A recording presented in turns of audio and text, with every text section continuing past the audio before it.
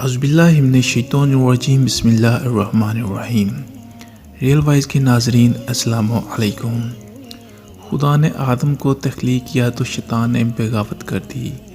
اگر آدم کی تخلیق نہ ہوتی تو شیطان بغاوت نہ کرتا۔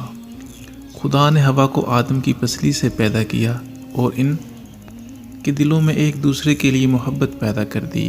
اگر ہوا کو پیدا نہ کیا جاتا تو محبت جنم نہ لیتی۔ آدم اور ہوا نے شیطان کے بہکاوے میں آ کر شجرے ممنوعہ کھایا اور زمین پر اتار دیے گئے۔ اگر بہکاوے میں نہ آتے تو آدم اور ہوا زمین پر نہ اتارے جاتے۔ ان دونوں کے ملاپ سے نسل انسانیت کی ابتدا ہوئی۔ اگر یہ دونوں ملاپ نہ کرتے تو نسلی انسانیت کا آغاز نہ ہوتا۔ طوفان نوح نے صرف 82 لوگوں کو چھوڑ کر ساری دنیا کو لقمہ اجل بنا ڈالا۔ اگر یہ 82 لوگ بھی ڈوب جاتے تو دنیا کی کہانی وہیں دم توڑ دینی تھی۔ ناظرین، ہم بات کرنے والے ہیں مصر کے وہ اہرام جو جیتی جاگتی دنیا کے لیے ایک معجزے ہیں، عجوبے ہیں۔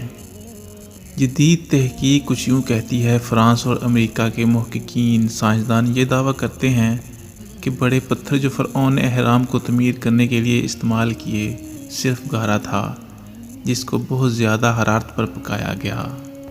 اہرام مصر جن کو دنیا کا 7واں عجوبہ کہا جاتا ہے، کیا سائنسدان اس معمہ کے متعلق جان سکے ہیں کہ قدیم مصر میں اہرام کیسے تعمیر کیے گئے؟ کیا کچھ لوگ آج بھی یہ مانتے ہیں کہ اہرام کو جنات نے تعمیر کیا؟ کیا یہ بات مان لینی چاہیے کہ باہر کی مخلوق نے اہرام مصر کو تعمیر کیا؟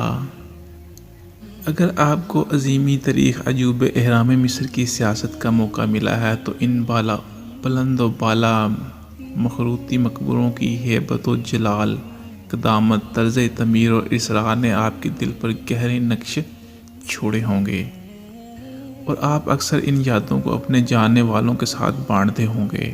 اگر آپ کو وہاں جانے کا موقع نہیں ملا تو بھی آپ نے آسمان کو چھوتی ہوئی صحرا میں واقع تقریباً 4500 سال پرانے ان اہرام کی تصویر ضرور دیکھی ہوں گی، جو در حقیقت مصر کے ان بادشاہوں کی آخری آرام گاہیں ہیں جو خود کو خدا کہلواتے تھے اور اپنا ناطہ آسمانی دیوتا سے ملاتے تھے۔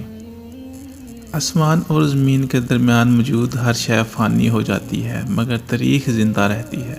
اہرام کی تصویروں کو دیکھ کر ممکن ہے کہ آپ کے ذہن میں یہ سوال آتا ہوگا کہ ہزاروں سال پہلے جب انسان کا علم اور وسائل محدود تھے، اس نے ایک لکو وقت صحرا میں اتنے عظیم مقبرے جن میں ٹنوں وزنی پتھر استعمال ہوتے تھے کیسے تعمیر کر لیے؟ صدیوں سے تاریخ دان اس سوال کا جواب ڈھونڈنے کی کوشش کر رہے ہیں۔